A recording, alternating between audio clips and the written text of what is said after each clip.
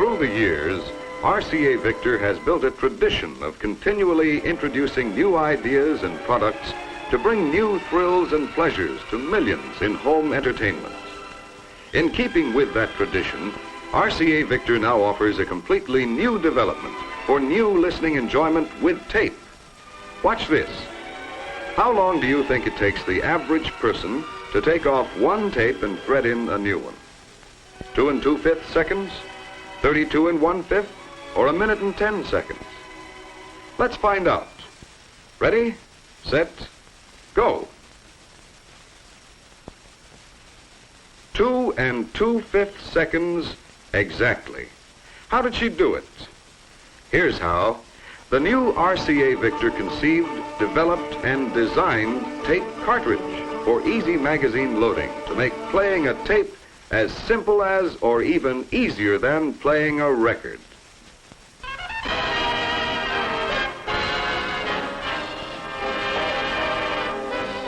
Simple, convenient, practical. The first truly sensible approach to tape. But that's only part of the story. Gather round, children, and I will tell you a tale of the lowly mixtape. What is a mixtape, I hear you asking? Well, perhaps the best way to explain is to go back, way back to the days when digital music media was merely a gleam in Steve Jobs' eye. To understand the mixtape, you need to understand the compact cassette itself. The compact cassette or music cassette, also commonly known as the cassette tape, audio cassette, or simply tape or cassette, is an analog magnetic tape recording format for audio recording and playback. It was developed by Philips in Hasselt, Belgium, and introduced in September of 1963. Compact cassettes come in two forms, either already containing content, such as a pre-recorded cassette, or as a fully recordable blank cassette.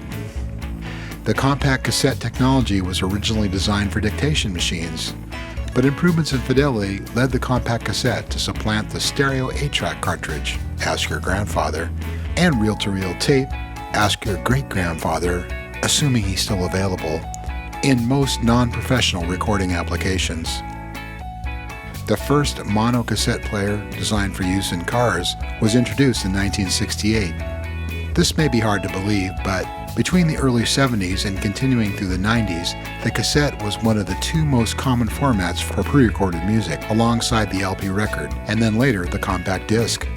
Compact cassettes contain two miniature spools, between which a magnetically coated polyester-type plastic film, aka magnetic tape, was passed and wound. These spools were held inside a protective plastic shell. Now you may be asking yourself, why would anybody use such a janky setup to record music?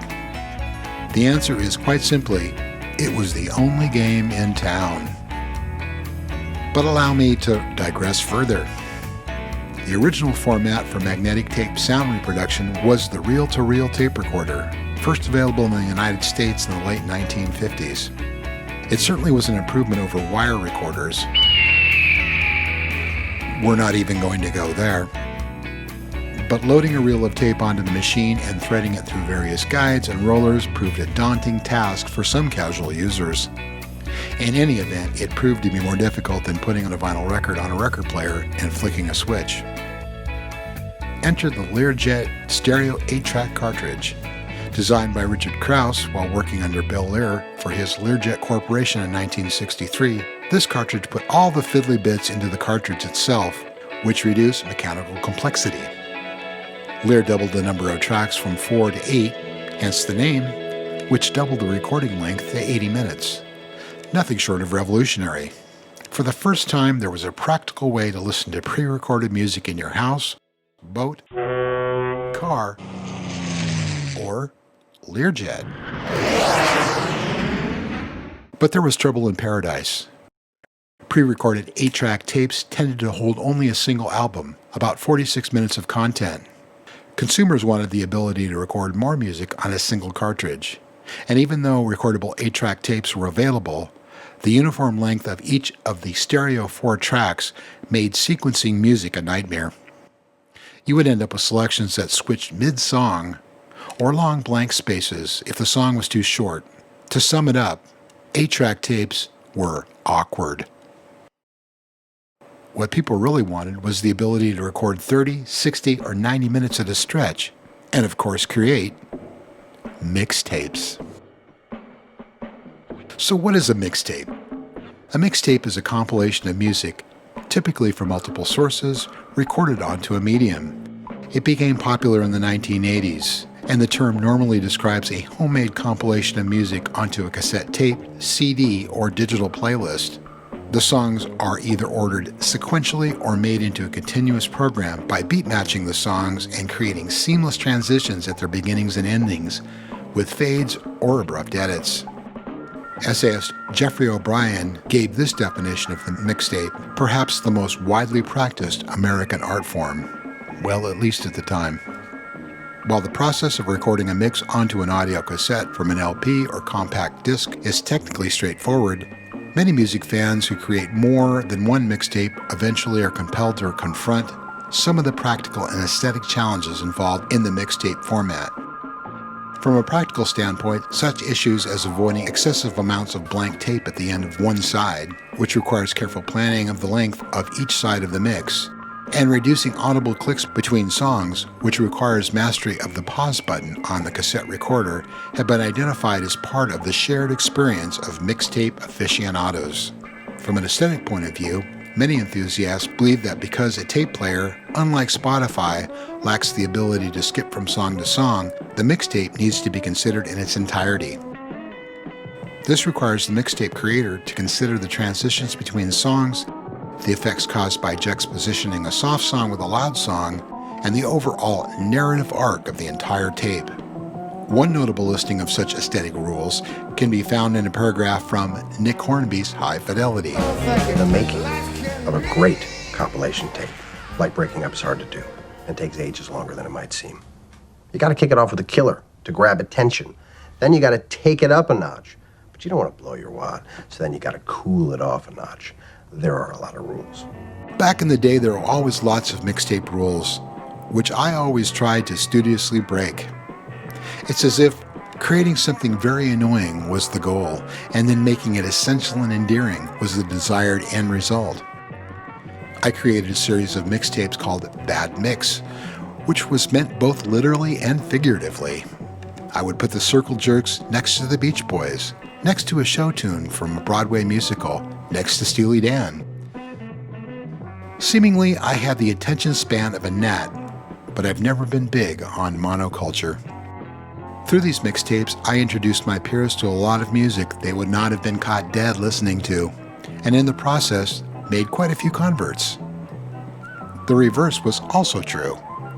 I would have never discovered Fela Kuti, King Sunny Ade, or Tal Farlow without the mixtapes given to me by my friends.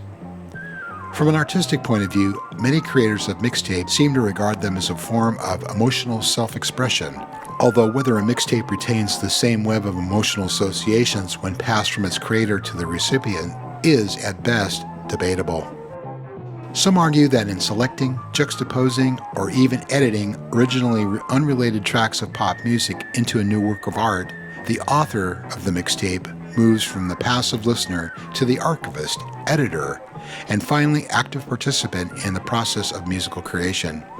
However, this perception of the mixtape as a work of art has been criticized in resulting in a sort of elitism, with creators becoming more concerned in finding arcane and surprising combination of tracks than creating a tape that is listenable, enjoyable, or appropriate for its intended recipient. On a very basic level, the creation of a mixtape can be seen as an expression of the individual compiler's taste in music, often put forward for implicit approval of the tape's recipient, and in many cases as a tentative step towards building the compiler's personal canon of pop music. Many enthusiasts also devote substantial attention to the packaging of the mixtape, intended as a gift, sometimes going so far as to create cover art and customize liner notes. The look of the mixtape, featuring handwritten notes on the recording medium's manufacturer-supplied labels, has become one of the aesthetic conventions of modern design, a distinct style that designers may attempt to copy or cite.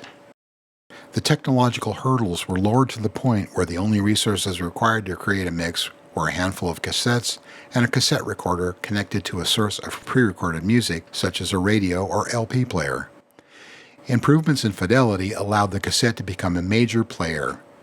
The ready availability of cassettes and higher quality home recording decks to serve the casual home user allowed the cassette to become a dominant tape format.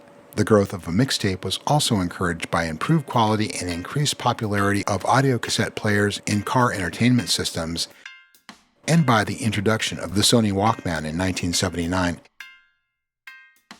In Western Europe and North America, the market for cassettes declined sharply after its peak in the late 1980s.